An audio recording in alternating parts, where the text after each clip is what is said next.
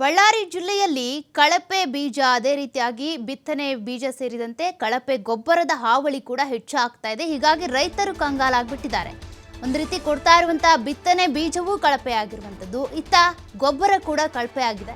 ಹಾಗಾಗಿ ರೈತರಿಗೆ ಆತಂಕ ಹೆಚ್ಚಾಗಿದೆ. ವಂಚಕರ ವಿರುದ್ಧ ಕ್ರಿಮಿನಲ್ ಪ್ರಕರಣ ದಾಖಲು ಮಾಡಿ ಅಂತ ರೈತರು ಆಗ್ರಹಿಸಿದ್ದಾರೆ. ಪ್ರತಿಷ್ಠಿತ ಕಂಪನಿಗಳ ಹೆಸರಲ್ಲೇ ನಕಲಿ ಬೀಜ ಗೊಬ್ಬರವನ್ನ ಮಾರಾಟ ಮಾಡ್ತಾ ಇದ್ದಾರೆ.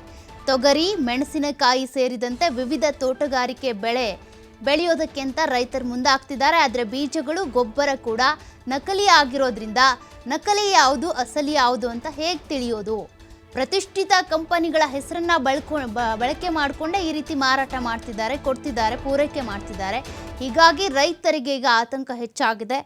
ಬಳ್ಳಾರಿಯಲ್ಲಿ ಈ ರೀತಿಯಾಗಿ ನಕಲಿ ಬೀಜ ಅದೇ ರೀತಿಯಾಗಿ ಗೊಬ್ಬರವನ್ನು ಮಾರಾಟ ಮಾಡ್ತಾ ಇದ್ದಾರೆ. ಬಿತ್ತನೆ ಬೀಜ ಸೇರಿದಂತೆ ಗೊಬ್ಬರವು ಕೂಡ ನಕಲಿ ಆಗಿರೋದ್ರಿಂದ ರೈತರಿಗೆ ಆತಂಕ ಶುರುವಾಗಿದೆ.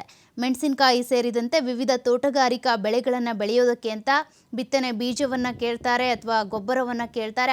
ಆದರೆ ಆ ಸಂದರ್ಭದಲ್ಲಿ ಪ್ರತಿಷ್ಠಿತ ಕಂಪನಿಗಳ ಹೆಸರನ್ನೇ ಇಟ್ಕೊಂಡು ಮಾರಾಟ ಮಾಡ್ತಾ ಇರೋದ್ರಿಂದ ರೈತರಿಗೆ ಒಂಥರ ಆತಂಕ ಶುರುವಾಗಿದೆ. ಯಾವ್ದು ನಕಲಿ ಯಾವ್ದು ಅಸಲಿ ಅಂತ. ಬಿತ್ತನೆ ಮಾಡೋದಕ್ಕೆ ಅಂತ ಎಷ್ಟು ಕೃಷಿ ಚಟುವಟಿಕೆಗಳಿರ್ತವೆ, ಅದೆಲ್ಲ ಆದಮೇಲೆ ಬಿತ್ತನೆ ಮಾಡಿರ್ತಾರೆ. ಬಿತ್ತನೆ ಮಾಡಿ ಈಗ ಬರುತ್ತೆ ಆಗ ಬರುತ್ತೆ ಬೆಳೆ ಅಂತ ಕಾಯ್ತಿರ್ತಾರೆ. ಆದರೆ ಆ ಬೀಜಗಳು ಮೊಳಕೆ ಹೊಡೆಯೋದೇ ಇರಲ್ಲ, ಯಾಕೆಂದರೆ ನಕಲಿ ಬೀಜಗಳು. ಇತ್ತ ಗೊಬ್ಬರ ಅಂತ ಬಂದಾಗೂ ಕೂಡ ನಕಲಿ ಗೊಬ್ಬರ. ಹಾಗಾಗಿ ರೈತರಿಗೆ ಈಗ ಆತಂಕ ಶುರುವಾಗಿದೆ. ರೈತರ ಕೃಷಿ ಚಟುವಟಿಕೆಗಳಿಗೆ ಹಿನ್ನಡೆ ಆಗ್ತಾ ಇದೆ. ಹೀಗಾಗಿ ಬಳ್ಳಾರಿ ಜಿಲ್ಲೆಯಾದ್ಯಂತ ಕೂಡ ರೈತರು ಆಕ್ರೋಶವನ್ನು ಹೊರಹಾಕ್ತಾ ಇದ್ದಾರೆ. ಆದಷ್ಟು ಬೇಗ ಇಂತಹ ನಕಲಿ ಗೊಬ್ಬರ, ಬಿತ್ತನೆ ಬೀಜ ಮಾರ್ತಾ ಇರುವಂಥವರು, ಇವನ್ನ ಪೂರೈಕೆ ಮಾಡ್ತಾ ಇರುವಂಥವರ ವಿರುದ್ಧ ಕ್ರಮ ತೆಗೆದುಕೊಳ್ಳಿ ಅಂತ ರೈತರು ಆಕ್ರೋಶವನ್ನು ಹೊರಹಾಕಿದ್ದಾರೆ. ಈ ಬಗ್ಗೆ ಡೀಟೇಲ್ಸ್ ಕೊಡ್ತಾ ಹೋಗ್ತಾರೆ ನಮ್ಮ ಪ್ರತಿನಿಧಿ ಅರುಣ್, ಈಗಾಗಲೇ ಬಳ್ಳಾರಿ ಜಿಲ್ಲೆಯಾದ್ಯಂತ ಈ ರೀತಿ ನಕಲಿ ಬಿತ್ತನೆ ಬೀಜ ಮತ್ತು ನಕಲಿ ಗೊಬ್ಬರದ ಹಾವಳಿ ಹೆಚ್ಚಾಗಿದೆಯಂತೆ. ಇದಕ್ಕೆ ಸಂಬಂಧಪಟ್ಟಂತೆ ಅಧಿಕಾರಿಗಳು ಏನು ಕ್ರಮ ತೆಗೆದುಕೊಳ್ತಿದ್ದಾರೆ ಅಂತ? ನಿಜ ಸೌಖ್ಯ. ಏನಂತ ಹೇಳಿದ್ರೆ ಈಗಾಗಲೇ ಮುಂಗಾರು ಪ್ರವೇಶ ಆಗಿ ಬಿತ್ತನೆ ಬೀಜಗಳು ಕೂಡ ಪೂರೈಕೆ ಆಗಿದ್ದು, ರಸಗೊಬ್ಬರವೂ ಕೂಡ ಈಗಾಗಲೇ RSK ಇಂದ ಪೂರೈಕೆ ಆಗಿದ್ದು. ಜೊತೆಗೆ ಖಾಸಗಿ ಕಂಪನಿಗಳು ಕೂಡ ಬಿತ್ತನೆ ಬೀಜವನ್ನ ಮತ್ತು ಗೊಬ್ಬರವನ್ನು ಕೂಡ ನೀಡಲಿಕ್ಕೆ ಶುರು ಮಾಡಿದ್ವು. ಏನು ಅಂತ ಹೇಳಿದ್ರೆ ಬಳ್ಳಾರಿ ಜಿಲ್ಲೆಯಾದ್ಯಂತ ಸುಮಾರು 2 ಲಕ್ಷ ಹೆಕ್ಟೇರ್ ಪ್ರದೇಶದಲ್ಲಿ ಬಿತ್ತನೆ ನಡೆದಿರುವಂತದ್ದು. ಈಗಾಗಲೇ ನಾವು ಗಮನಿಸಬಹುದು, ಮುಂಗಾರು ಮಳೆ ಬಂದು 2ನೇ ಮಳೆಗಾಗಿ ರೈತರು ತಲೆ ಮೇಲೆ ಕೈ ಎತ್ತುಕೊಂಡು ಕಾಯ್ತಾ ಕೂತಿರುವಂತ ಸಂದರ್ಭದಲ್ಲಿ ಈ ನಕಲಿ ಬೀಜಗಳು ಮತ್ತು ನಕಲಿ ರಸಗೊಬ್ಬರ ಹಾವಳಿಯಿಂದ ರೈತರು ಕಂಗಾಲಾಗಿ ಹೋಗಿರುವಂತದ್ದು. ಯಾಕಂತ ಹೇಳಿದ್ರೆ ಈಗಾಗಲೇ ಸೂರ್ಯಕಾಂತಿ ಬೆಳೆಯನ್ನಾಗಿರ್ಬೋದು, ತೊಗರಿಯನ್ನಾಗಿರ್ಬೋದು, ವಿವಿಧ ರೀತಿಯ ತೋಟಗಾರಿಕೆ ಬೆಳೆಯನ್ನ ಈ ನಕಲಿ ಕಂಪನಿಗಳು ಏನಿದಾವೆ ಪ್ರತಿಷ್ಠಿತಿಯ ಕಂಪನಿಗಳ ಹೆಸರಲ್ಲೇ ಅಸಲಿ ರೀತಿಯಲ್ಲಿ ಮುದ್ರಿಸಿ ರೈತರಿಗೆ ಮೋಸ ಮಾಡಿರುವಂತದ್ದು. ಈಗ ಒಂದು ಸಮಸ್ಯೆ ರೈತರಲ್ಲಿ ಎದುರಾಗಿರುವಂತದ್ದು, ಬಿತ್ತನೆ ಮಾಡಿದಂತ ಬೆಳೆ ಮೊಳಕೆ ಹೊಡೆಯದೆ ಯಾವುದೇ ರೀತಿಯಾದಂತಹ ಬಿತ್ತನೆ ಕೂಡ ಬಂದಿಲ್ಲ. ಹಾಗಾಗಿ 2ನೇ ಬಾರಿಗೆ ಬಿತ್ತೋದಕ್ಕೆ ಹೋದ್ರೆ ಮಳೆ ಆಧಾರಿತ ಕೃಷಿ ಭೂಮಿಯಲ್ಲಿ ಬಿತ್ತನೆ ಕೂಡ ಸಾಧ್ಯ ಆಗದಿರುವಂತದ್ದು.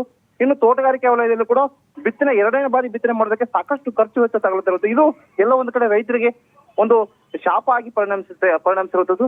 ಬಳ್ಳಾರಿ ಜಿಲ್ಲೆಯಲ್ಲಿ ಈ ನಕಲಿ ಮಾರಾಟ ಜಾಲವನ್ನ ನಿಯಂತ್ರಿಸಬೇಕು, ಇಂತಹ ವಂಚಕರ ಜಾಲಕ್ಕೆ ಕಡಿವಾಣ ಹಾಕಬೇಕು ಅಂತ ರೈತರು ಸದ್ಯಕ್ಕೆ ಆಕ್ರೋಶ ವ್ಯಕ್ತಪಡಿಸಿರುವಂತದ್ದು. ಸೌಖ್ಯ.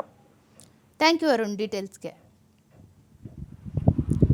ಬಳ್ಳಾರಿ, ಸಿರುಗುಪ್ಪ, ಕುರುಗೋಡು ಮತ್ತು ಕಂಪ್ಲಿ ಭಾಗದಲ್ಲಿ ಇಂತಹ ವಂಚಕರು ಹೆಚ್ಚಾಗ್ತಾ ಇದ್ದಾರಂತೆ. ಪ್ರತಿಷ್ಠಿತ ಕಂಪನಿಗಳ ಬ್ರ್ಯಾಂಡನ್ನು ಇಟ್ಕೊಂಡೇ ಕಳಪೆ ಬಿತ್ತನೆ ಬೀಜ, ಕಳಪೆ ರಸಗೊಬ್ಬರಗಳನ್ನು ಮಾರಾಟ ಮಾಡಿ ರೈತರಿಗೆ ವಂಚನೆ ಮಾಡ್ತಾ ಇದ್ದಾರಂತೆ. ಈಗಾಗಲೇ ಅರುಣ್ ಹೇಳ್ದಾಗೆ ಒಂದ್ಸಲ ಬಿತ್ತನೆ ಮಾಡಿದ್ರು ಅಂತ ಅಂದರೆ ಅದು ಬೆಳೆ ಬರಲಿಲ್ಲ ಅಂತ ಅಂದರೆ ಮತ್ತೆ ಮರು ಬಿತ್ತನೆ ಮಾಡಬೇಕು ಅಂದರೆ ಮಳೆಗೋಸ್ಕರ ಕಾಯಬೇಕಾಗುತ್ತೆ. ಮೊದಲೇ ರೈತರ ಜೀವನ ಹೇಗಪ್ಪ ಅಂದರೆ ಮಳೆಯೊಂದಿಗಿನ ಜೂಜಾಟ ಇದ್ದಂತೆ. ಅದರ ಮಧ್ಯದಲ್ಲಿ ಈಗ ಈ ವಂಚಕರ ಹಾವಳಿ ಕೂಡ ಹೆಚ್ಚಾಗ್ತಾ ಇರೋದ್ರಿಂದ ನಕಲಿ ರಸಗೊಬ್ಬರ, ನಕಲಿ ಬಿತ್ತನೆ ಬೀಜವನ್ನು ಇವರು ಈ ರೀತಿ ಪೂರೈಕೆ ಮಾಡ್ತಾ ಇರೋದ್ರಿಂದ ರೈತರು ಕಂಗಾಲಾಗ್ಬಿಟ್ಟಿದ್ದಾರೆ. ಯಾವ ಬಿತ್ತನೆ ಬೀಜವನ್ನು ಬಳಸಬೇಕು, ಯಾವ ರಸಗೊಬ್ಬರವನ್ನು ಬಳಸಬೇಕು ಅಂತ.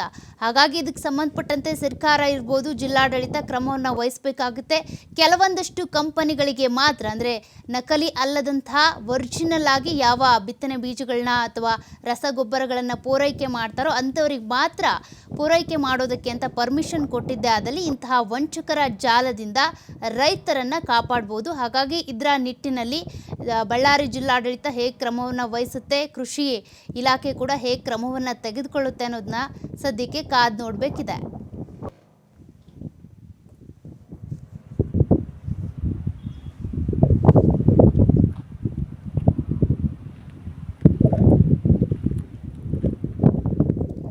ರೈತ ಹೋರಾಟಗಾರರಾಗಿರುವಂಥ NM ಸಿದ್ದೇಶ್ ನಮ್ಮ ಜೊತೆ ಫೋನ್ ಸಂಪರ್ಕದಲ್ಲಿದ್ದಾರೆ. ಸರ್ ನಮಸ್ತೆ. ನಮಸ್ತೆ ಮೇಡಮ್. ನಮಸ್ತೆ ಸರ್, ಬಳ್ಳಾರಿ ಜಿಲ್ಲೆಯಾದ್ಯಂತ ಈಗ ಒಂದು ಕಡೆ ಮಳೆಯ ಸಂಕಷ್ಟದಲ್ಲಿ ರೈತರಿದ್ದಾರೆ, ಬಿತ್ತನೆ ಮಾಡೋದಕ್ಕಾಗ್ತಾ ಇಲ್ಲ ಅಂತ. ಅದರ ಮಧ್ಯದಲ್ಲಿ ಈಗ ಈ ರೀತಿ ರಸಾಯನ ಗೊಬ್ಬರ ಇರ್ಬೋದು, ಅದೇ ರೀತಿಯಾಗಿ ಬಿತ್ತನೆ ಬೀಜಗಳನ್ನು ನಕಲಿ ಮಾರಾಟ ಮಾಡ್ತಾ ಇರುವಂಥವ್ರು ಕೂಡ ಹೆಚ್ಚಾಗಿದ್ದಾರೆ. ಇದಕ್ಕೆ ಸಂಬಂಧಪಟ್ಟಂತೆ ಏನು ಹೇಳ್ತೀರಿ? ಮೇಡಮ್, ಈಗ 1 ವರ್ಷ ಅಲ್ಲ 2 ವರ್ಷ ಅಲ್ಲ, ಪ್ರತಿ ವರ್ಷನೂ ಕೂಡ ಇದೇ ತರ ಆಗ್ತಾ ಇದೆ ಮೇಡಮ್. ಆ ನಂತರ ಹೂವಿನಹಟ್ಟಿ ತಾಲೂಕಿನಲ್ಲಿ ಒಂದು ನಂದಿಹಳ್ಳಿ ಅಂತ ಒಂದು ಗ್ರಾಮ ಇತ್ತು. ಅಲ್ಲಿ ಒಂದು ನಕಲಿ ಗೊಬ್ಬರದ ಬೀಜವನ್ನ ಅದನ್ನ ಕೃಷಿ ಇಲಾಖೆಯವರು ಅದನ್ನ ರೇಡ್ ಮಾಡಿ ಕೇಸ್ ಮಾಡಕ್ ಹೋಗಿದ್ರು. ಇವತ್ತಿವರೆಗೂ ಅದು ಏನಾಗೈತೆ ಅನ್ನೋದು ಗೊತ್ತಿಲ್ಲ. ಆ ನಂತರ ಇದು ವರ್ಷದಿಂದ ವರ್ಷಕ್ಕಿನ ಈ ಜಾಲ ಹೆಚ್ಚಿಗೆ ಹಾಕ್ಯಂತ ಹೋಗ್ತದೆ, ಹೊರತು ಕಡಿಮೆ ಆಗ್ತಾ ಇಲ್ಲ ಮೇಡಮ್. ಇದೇ ತರ ಆತಂದ್ರೆ ಮಳೆಯ ಅಭಾವ, ಈಗ ಹೌದು ಮಳೆಯ ಅಭಾವದಿಂದ ಈಗ ಮತ್ತೆ ಆ ನಂತರ ಬೀಜ ಗೊಬ್ಬರ ಗಗನಕ್ಕೇರಿದೆ. ಲೇಬರ್ ಖರ್ಚು, ಬೀಜದ ಗೊಬ್ಬರ ಕೂಡ ಬೀಜದ ರೇಟ್ ಜಂಪ್ ಆಗಿದೆ, ಗೊಬ್ಬರದ ರೇಟ್ ಜಂಪ್ ಆಗಿದೆ. ಈ ತರ ಆದಾಗ ಲೇಬರ್ ಕೂಡ ಹೆಚ್ಚಿಗೆ ಆದಾಗ ನಮ್ಮ ರೈತರು ಉಳಿಯೋದು ಬಹಳ ಕಷ್ಟ ಇದೆ ಮೇಡಮ್. ತೊಗರಿ, ಮೆಣಸಿನ ಬೀಜ, ಅದೇ ರೀತಿಯಾಗಿ ಬೇರೆ ಬೇರೆ ತೋಟಗಾರಿಕಾ ಬೆಳೆ ಅಂತ ಬಂದಾಗ ಪ್ರತಿ ವರ್ಷ ಕೂಡ ನೀವು ಒಂದು ಬ್ರ್ಯಾಂಡ್ ಅಂತ ತೆಗೆದುಕೊಳ್ತಾ ಇರ್ತೀರಾ, ಬಿತ್ತನೆ ಮಾಡ್ತಾ ಇರ್ತೀರಾ. ಅದನ್ನ ಬಿಟ್ಟು ಬೇರೆ ಪ್ಯಾಕೆಟ್ ತೆಗೆದುಕೊಳ್ಳಲ್ಲ.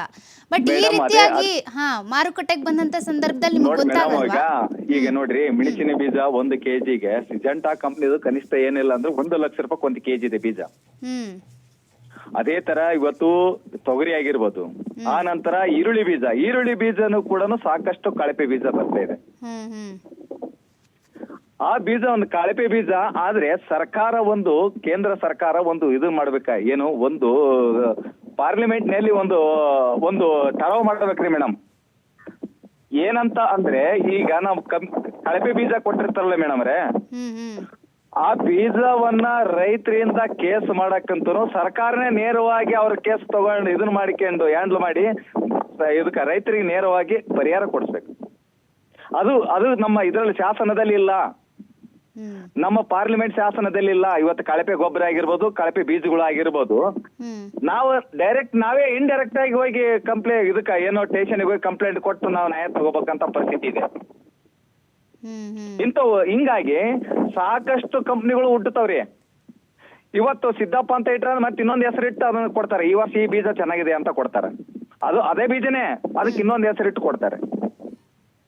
ಈ ತರ ಇರುವಾಗ ರೈತರು ಗುರುತಿಸೋದಕ್ಕೆ ಕಷ್ಟ ಆಗುತ್ತೆ, ಅದ್ರಲ್ಲಿ ನಕಲಿ ಯಾವುದು. ಹೌದು ಮೇಡಮ್, ಹೌದು. ಹಿಂಗಾಗಿ ರೈತರು ಒಂದಲ್ಲ ಒಂದು ಕಷ್ಟದಲ್ಲಿ ನಾವು ಸುಲಿಗೆಗೆ ಸಿಗ್ತಾ ಇದೀವಿ ಮೇಡಮ್. ಈಗ ಸದ್ಯಕ್ಕೆ ಬಳ್ಳಾರಿ ಜಿಲ್ಲೆಯಾದ್ಯಂತ ಒರಿಜಿನಲ್ ಬೀಜ ಯಾವುದು, ನಕಲಿ ಬೀಜ ಯಾವುದು, ಬಿತ್ತನೆ ಬೀಜ ಅಂತ ಗೊತ್ತಾಗ್ತಿಲ್ಲ. ರಸಗೊಬ್ಬರನೂ ಅಷ್ಟೇ. ಅದಕ್ಕೆ ಸಂಬಂಧಪಟ್ಟಂತೆ ಕೃಷಿ ಅಧಿಕಾರಿಗಳು, ಇಲಾಖೆಯಲ್ಲಿ ಇರುವಂತ ಅಧಿಕಾರಿಗಳು ಏನ್ ಹೇಳ್ತಾರೆ ಅಂತ ಸರ್? ಮೇಡಮ್ ರೇ, ಕೃಷಿ ಇಲಾಖೆ ಅಧಿಕಾರಿಗಳು ಕೇಳಿದ್ರೆ ನಾವು ಅದನ್ನ ಬಿಲ್ ಇಟ್ಕೊಡ್ರಿ ಅಂತಾರ. ಬಿಲ್ ಇಟ್ಕೊಂಡಿರ್ತೀವಿ. ಆಮೇಲೆ ಕಡೆಗೆ ಅವ್ರು ಯಾರು ಯೂನಿವರ್ಸಿಟಿಯವ್ರನ್ನ ಕಳಿಸ್ತಾರ್ರಿ, ಈ ಹೊಲದಾಗ ಹೋಗಿ ಚೆಕ್ ಮಾಡ್ರಿ ಅಂತ ರೈತರ ಫಾಲ್ಟ್ ಅಂತ ಹೇಳ್ತಾರ ಅವ್ರು ಯೂನಿವರ್ಸಿಟಿಯರು. ಆಮೇಲೆ ಕಡೆಗೆ ರೈತರಿಗೆ ಬೀಜಕ್ಕೆ ಮೇಡಮ್ ರೇ ಇನ್ಸೂರೆನ್ಸ್ ಇರುತ್ತೆ. ಈ ತರ ಏನ ಕಳಪೆ ಬೀಜ ಬಂತಂದ್ರೆ ಇನ್ಸೂರೆನ್ಸ್ ಇರ್ತತಿ. ಆ ನಂತರ ಈರುಳ್ಳಿ ಇದು ಯಾವುದೇ ಒಂದು ಬೀಜ ತಗೊಳಕ್ ಹೋದ್ರು ಕೂಡ ಕಂಪ್ನಿ ಬೀಜನ ಟಿನ್ ಬಿಲ್ ಕೊಡಲ್ಲ. ಟಿನ್ ಬಿಲ್ ಕೊಟ್ರೆ ನಾವು ನೇರವಾಗಿ ನಾವೇ ಕೋರ್ಟಿಗೆ ಹೋಗ್ಬೋದ್ರಿ, ಟಿನ್ ಬಿಲ್ ಕೊಡ್ತಾ ಇಲ್ಲ. ಅದಕ್ಕೆ ನೀವು ಪ್ರಶ್ನೆ ಮಾಡಿದ್ರೆ ಏನ್ ಹೇಳ್ತಾರೆ? ತಗೊಳ್ರಿ, ಇಲ್ಲಾಂದ್ರೆ ಇಲ್ಲ ಅಂತಾರೆ. ಬೀಜನ ನಮ್ಮ ಹತ್ರ ಇದೇ ಬೀಜ ಇರೋದು, ಇದೇ ಕಂಪ್ನಿ ಇದೆ. ಆ ನಂತರ ನಾವು ಟಿನ್ ಬಿಲ್ ಅಂದ್ರೆ ಕೇಳಿದ್ರೆ ಇಲ್ಲ ಅಂತಾರೆ. ಇದು ಫಸ್ಟ್ ಪಾರ್ಟಿ. ನಾವು ಕಂಪ್ಲೇಂಟ್ ಕೊಡಕ್ ಹೋದ್ರೆ ಫಸ್ಟ್ ಪಾರ್ಟಿ ಯಾರಾಗ್ತಾರೆ ಅಂದಾಗ ನಮ್ಮ ಲೆಕ್ಕಕ್ಕೆ ಫಸ್ಟ್ ಪಾರ್ಟಿನೇ ಕಂಪ್ನಿ. ಇವನು ಯಾರು ಅಂಗಡಿಯಾನು. ನಾವು ಕಂಪ್ಲೇಂಟ್ ಕೊಡಕ್ ಹೋದ ಫಸ್ಟ್ ಪಾರ್ಟಿ ಕಂಪ್ನಿಯರ್ ಇರ್ತಾರ್ರಿ, ಅಂಗಡಿಯರಲ್ರಿ. ಅಂಗಡಿಯರು ಥರ್ಡ್ ಪಾರ್ಟಿ. ಮೇಡಮ್, ಈಗ ಥರ್ಡ್ ಪಾರ್ಟಿ ಮೇಲೆ ಹೆಂಗ್ ಕೇಸ್ ಮಾಡಕ್ ಹೋಗ್ತೀರಿ? ಆಗೋದಿಲ್ಲ. ಸದ್ಯಕ್ಕೆ ಇದ್ರ ಸಂಕಷ್ಟಕ್ಕೆ ಸಂಬಂಧಪಟ್ಟಂತೆ ಸರ್ಕಾರನೇ ಕ್ರಮ ವಹಿಸಬೇಕು ಅಂತ ಹೇಳ್ತೀರಾ? ಮೇಡಮ್, ಕೇಂದ್ರ ಮತ್ತು ರಾಜ್ಯ ಸರ್ಕಾರನೇ ಕ್ರಮ ವಹಿಸಬೇಕು ಮೇಡಮ್. ಇಲ್ಲಿಂದ ಯಾರಿಂದನೂ ಆಗಲ್ಲ, ಯಾವ ಸಂಘಟನೆಯಿಂದನೂ ಕೂಡ ಆಗಲ್ರಿ ಮೇಡಮ್. ಓಕೆ, ಧನ್ಯವಾದ ಸರ್ TV5 ಜೊತೆ ಮಾತನಾಡಿದ್ದಕ್ಕೆ.